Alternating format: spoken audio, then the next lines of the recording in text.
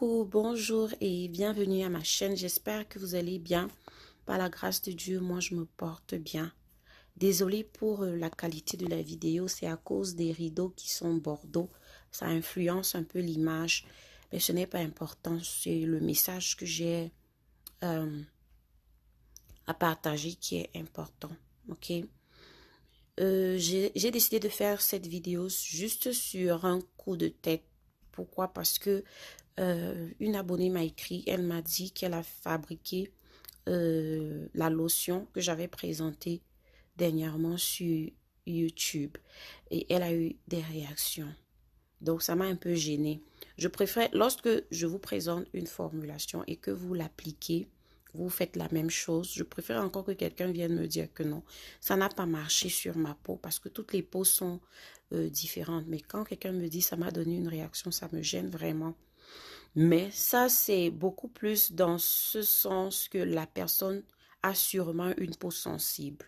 Je me dis, je ne peux pas, je suis pas convaincue de ce que je suis en train de dire, mais je dis que c'est une possibilité. Bon, en dehors de ça, j'aimerais d'abord vous faire comprendre certains trucs. Écoutez, je voulais vous parler du pH. Le pH, c'est très important. Regardez par exemple cet indicateur-ci. C'est un indicateur universel, comme vous voyez. Et lorsque vous faites une formulation, vous l'utilisez. Je vais utiliser ça dans une de mes vidéos. Vous allez voir un peu comment j'utilise ça. Si je vous montre ça, c'est par rapport à ce que j'ai à dire. Je vais vous donner un conseil. C'est quelque chose vraiment de très, très important. Cet indicateur universel, il y a sous plusieurs formes. Il y a électronique ou alors des cartes comme ça là, tout simplement. Ça, c'est plus facile à utiliser. Donc, je vais mettre les photos à gauche ou à droite quelque part là. D'accord. Pourquoi un indicateur de pH? L'indicateur de pH va empêcher que le produit brûle votre peau. Pourquoi? Parce qu'il y a un certain degré. Lorsque le pH de la peau, lorsque vous faites un produit et que le pH est bas, c'est-à-dire très bas, on va dire 1, vous allez vous brûler. Surtout si ça va sur votre visage. Vous allez brûler votre peau, même sur le corps. Parce que ne vous dites pas que mon visage est plus sensible. Donc, si j'utilise un produit qui est susceptible de brûler mon visage, ça ne va pas brûler la peau. Ça ne va pas brûler le corps. Non. Le pH à 1, vous vous brûlez. Ça, c'est clair. Lorsque le pH est élevé, donc à 14, disons, vous vous brûlez aussi. Donc, les deux extrémités là, vous brûlez. Ce n'est même pas une question. OK? C'est pour ça que je dis, lorsque vous décidez de faire des formulations, ayez toujours avec vous un indicateur de pH.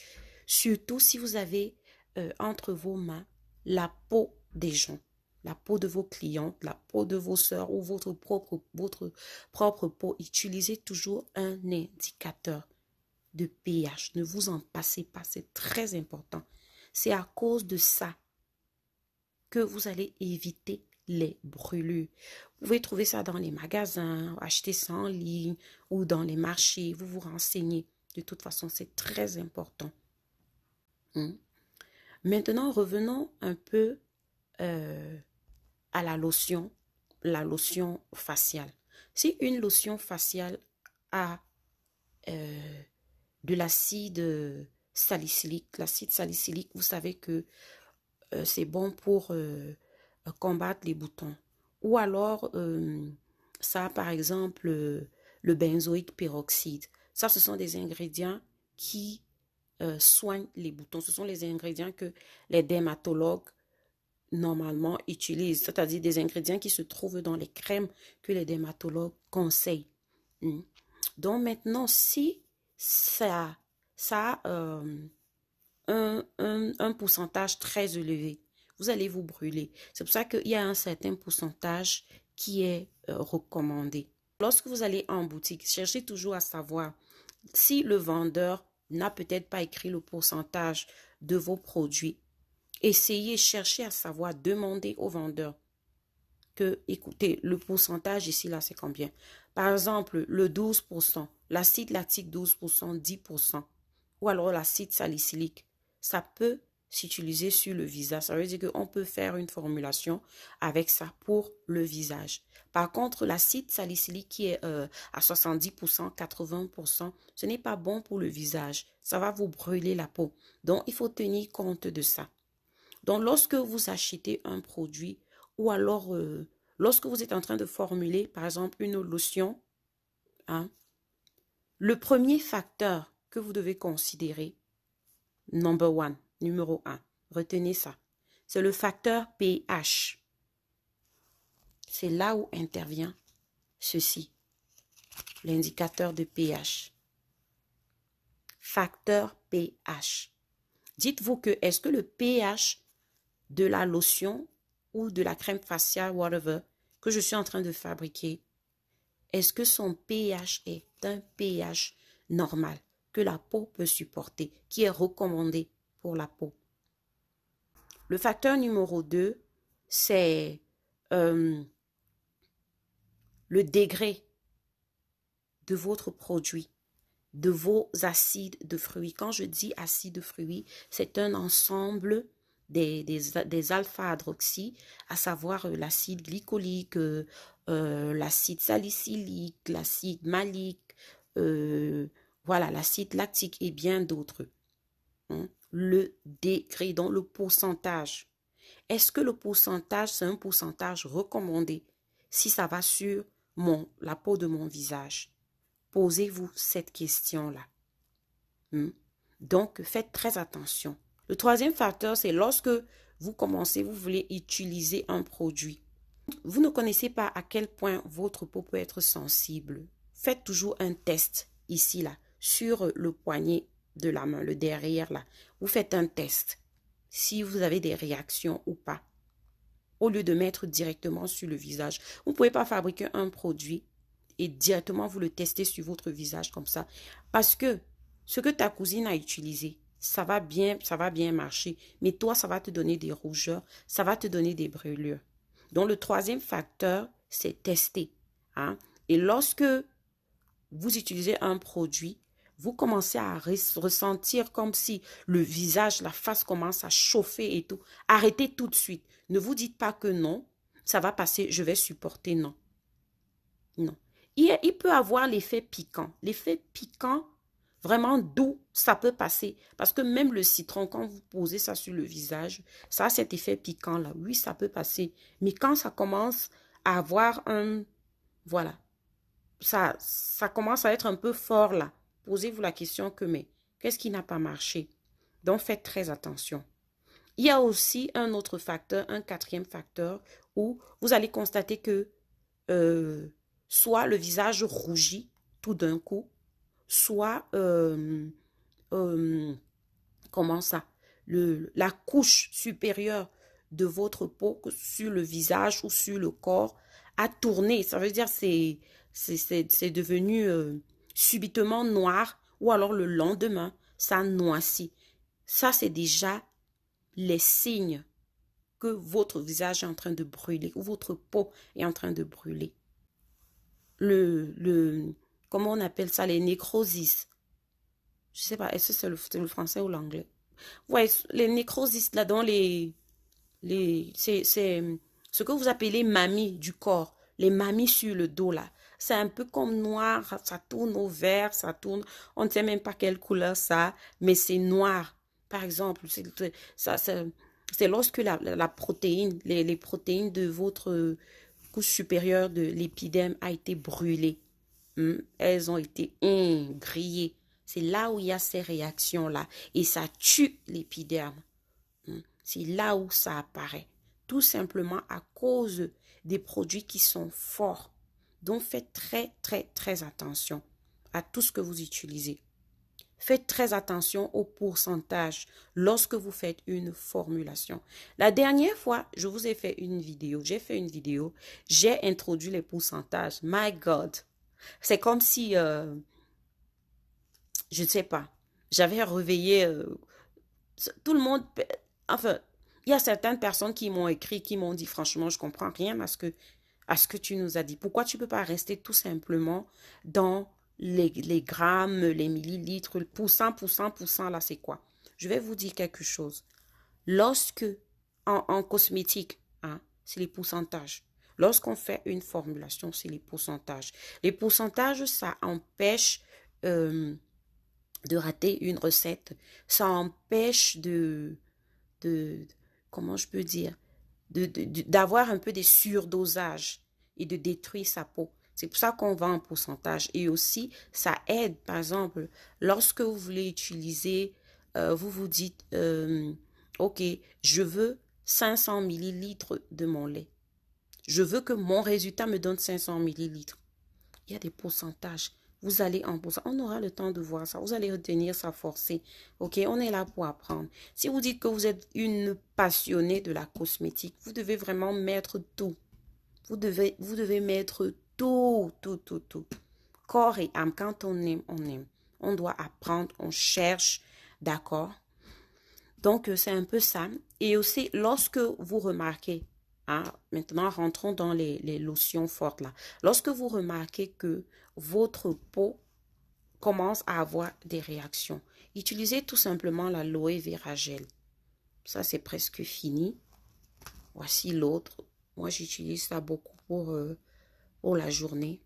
Oui. Utilisez l'aloe vera gel. C'est très apaisant. Achetez ça, vous gardez et toujours ça à la maison. Ça peut vous sauver. D'accord? C'est ça là, c'est à cause de ces trucs que vous vous retrouvez avec les mamies. Vous vous retrouvez avec les mamies de côté là du visage, avec les mamies du corps. Pourquoi? Parce que les produits sont trop forts. Je peux vous donner une recette, une formulation. Mais lorsque vous allez acheter, on ne vous donne pas vraiment le vrai pourcentage d'un produit. Et puis, je ne suis pas en train de vouloir mettre le tort sur quelqu'un d'autre ou alors sur les produits ou alors c'est pas que je veux pas être responsable de ce que je dis. Mais quand même, soyez éveillés. Hein? Lorsque vous allez faire, vous allez chez un vendeur, insistez et surtout ayez la bonne qualité. Parce que on peut vous vendre une autre poudre. Hein. Pendant que vous croyez que vous êtes en train d'acheter ceci, alors que vous êtes en train d'acheter, il y a tous ces facteurs-là. La mauvaise qualité. Ok, mes loulous, donc faites très attention lorsque vous achetez un produit. Ok. Et maintenant, si on revient sur le pH. Au début de la vidéo, je vous ai dit que lorsque vous utilisez un produit, lorsque vous faites une formulation et que vous testez le niveau de pH, si le pH est à 1, ça vous brûle. Si le pH est à 12, ça vous brûle. C'est pour ça que vous allez constater que lorsque quelqu'un fait son produit, il emmène ça quelque part, là où on va contrôler pour autoriser la vente. Les gens qui contrôlent, ils font par exemple quoi? Ils contrôlent, ils vérifient le pH. Hein. Si le pH est trop élevé, ils vont dire non, vous ne pouvez pas vendre votre produit. Si le pH est trop bas, non, vous ne pouvez pas vendre votre produit. Hein. Le pH normal d'un lait devrait être à 4,5, entre 4,5 et 5,5. Hein. Que ce soit, bref, pH de toute formulation que vous allez faire. Sauf peut-être le savon. Le savon, lui, il a un pH élevé. Normalement, naturellement, le savon a un pH élevé. C'est pour cela que d'habitude, dans la fabrication de savon, vous allez voir, les gens ne vont pas mettre le conservateur. Pourquoi? Parce que les microbes, là, les germes ne vivent pas dans un environnement où le pH est élevé. Maintenant, si c'est un savon que vous allez reformuler, ça veut dire râper, faire des trucs, ajouter de l'eau, ajouter des trucs. Vous pouvez mettre votre conservateur. OK?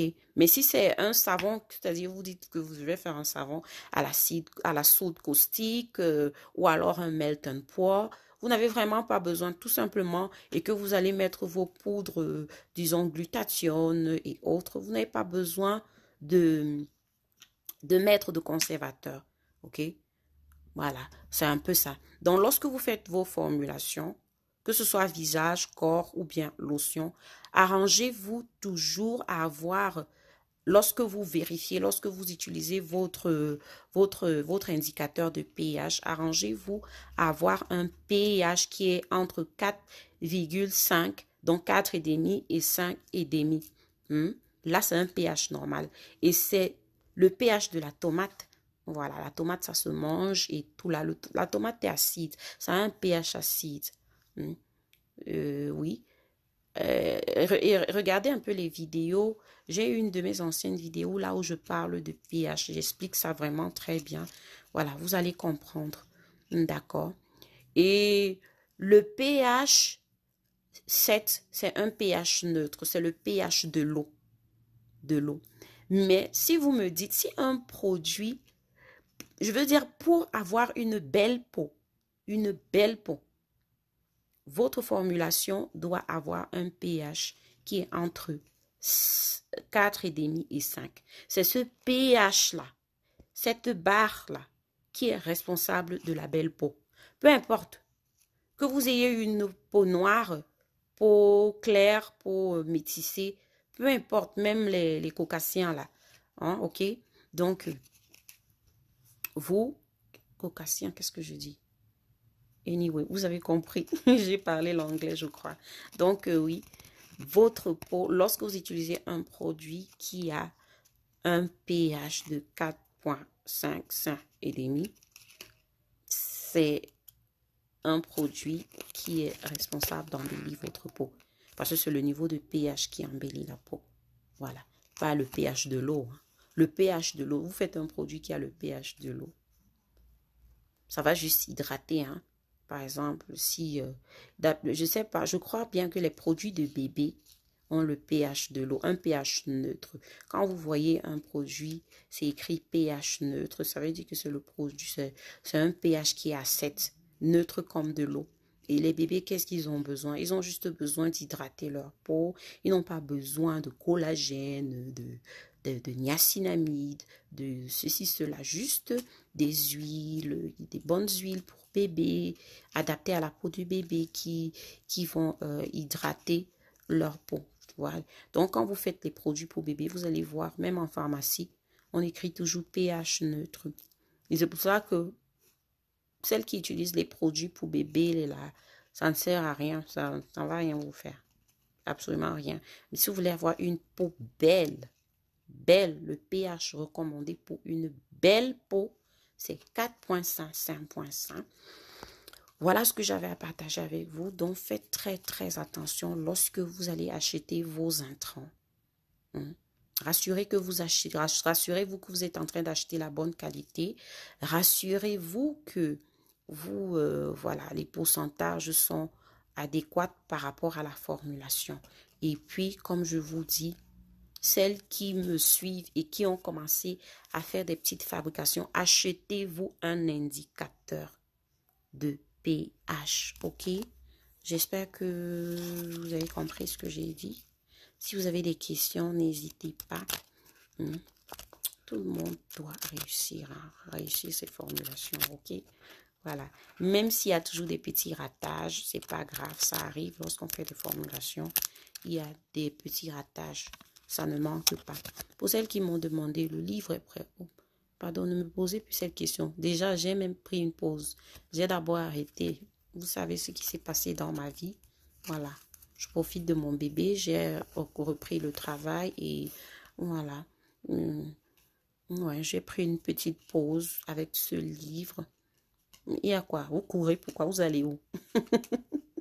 Apprenez d'abord sur ma chaîne, ok? Apprenez seulement ma chaîne là, ça vous enseigne beaucoup. Parce que moi, je suis de celles qui sont pour...